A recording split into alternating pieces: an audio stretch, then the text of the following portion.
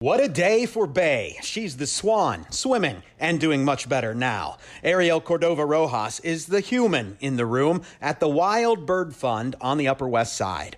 She named the female swan after the place they first met last Thursday. I named her Bay, a thing off of Jamaica Bay, and she was my Bay. She was sitting there along the shore. Other swans and geese were in the water. As I started to approach and get closer to her, she stayed stationary. You can't get really close to a swan without them trying to attack you, so instantly I knew something was wrong with her. It was the day before her 30th birthday. A celebratory bike ride to the bay, some bird watching, became some bird rescuing, and some big bird transportation. I carried her for about a mile.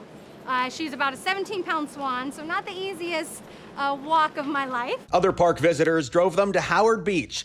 Destination Nostrand. There was room for the subway swan to get a seat. We took a nice short 20-minute train ride to a friend's house who's a coworker, actually. She picked me up in a car. They headed to the Wild Bird Fund on Columbus Avenue, where Ariel Cordova Rojas used to work. The diagnosis: lead poisoning, so it will take a few weeks for that lead to be taken out of her system with the medication. It's been a busy time for bird rescues. Even during this pandemic, people have been bringing them in one after the other.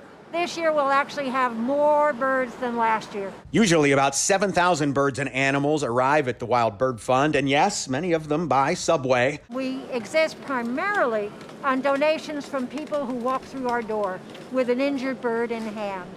And it's wonderful to see how much New Yorkers care. I just happened to be there and I couldn't leave her, so I had to bring her to safety. The plan is Bay, the subway swan, will return to life in Jamaica Bay. They say they'll probably take a car for that trip. On the Upper West Side, Greg Mocker, Pix 11 News.